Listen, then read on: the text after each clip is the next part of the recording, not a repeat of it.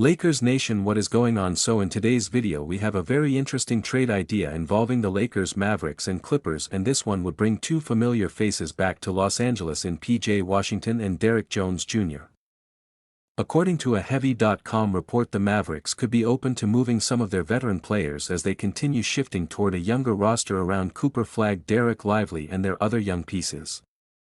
And one trade idea has the Lakers acquiring PJ Washington and Derrick Jones Jr. while the Mavericks receive Dalton Knecht and Jared Vanderbilt, and the Clippers receive Jaden Hardy along with cash considerations. Now personally I think this is a very interesting move for the Lakers because this is not just about adding two random veterans. This is about adding two players who already know what it is like to play next to Luka Doncic.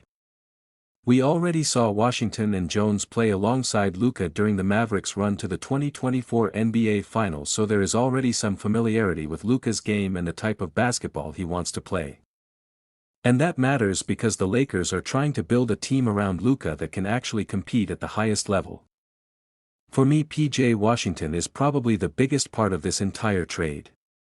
The Lakers have made a lot of moves this offseason, but there is still a question about who is actually going to be their long-term starting small forward.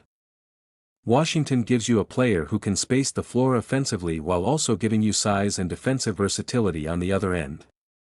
That combination is extremely important next to Luka because Luka is going to have the ball in his hands, so the players around him need to be able to knock down shots and defend without needing the offense built around them. Washington gives you that type of balance.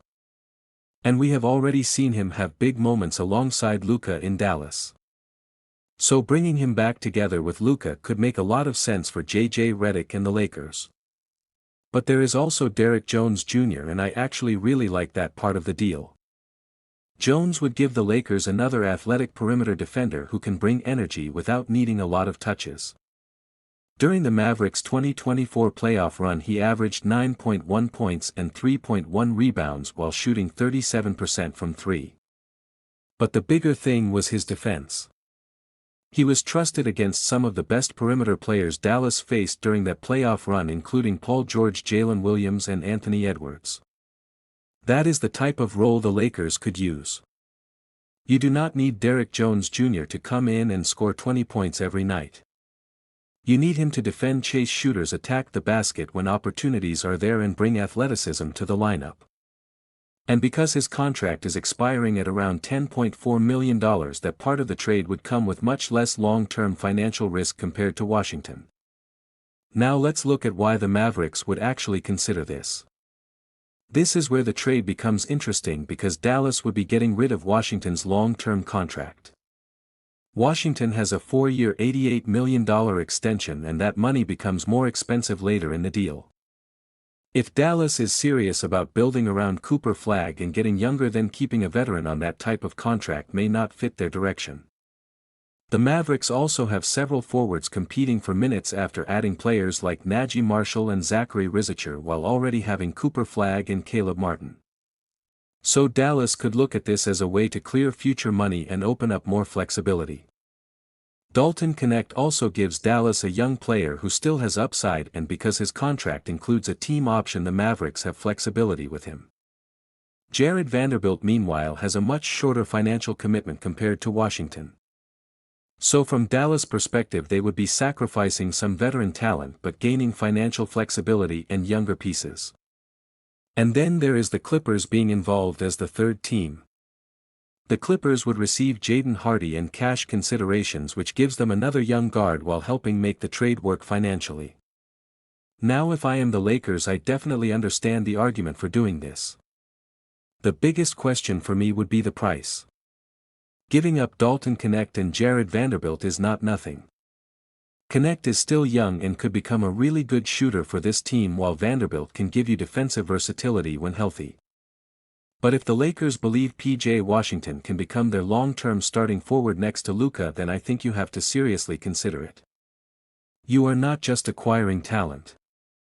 You are acquiring players who have already played meaningful basketball with Luka.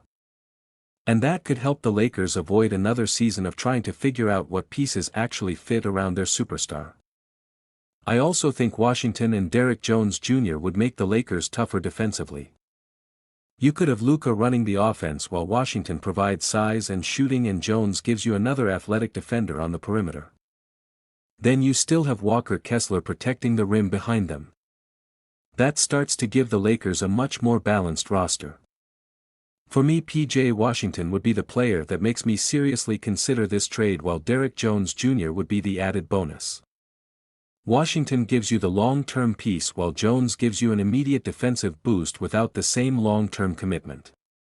The Mavericks meanwhile get younger and get out from under Washington's contract. The Clippers get involved to help complete the deal and add another young player. So overall I can see the logic for all three teams. I would not call this an automatic trade for the Lakers because giving up Connect and Vanderbilt does come with a cost. But if the goal is building the best possible roster around Luka Doncic, then PJ Washington and Derrick Jones Jr. make a lot of sense. And if the Lakers could bring back two players who already helped Luka reach the NBA Finals while also fixing some of their size shooting and perimeter defense issues, that is definitely a trade I would want the Lakers to explore.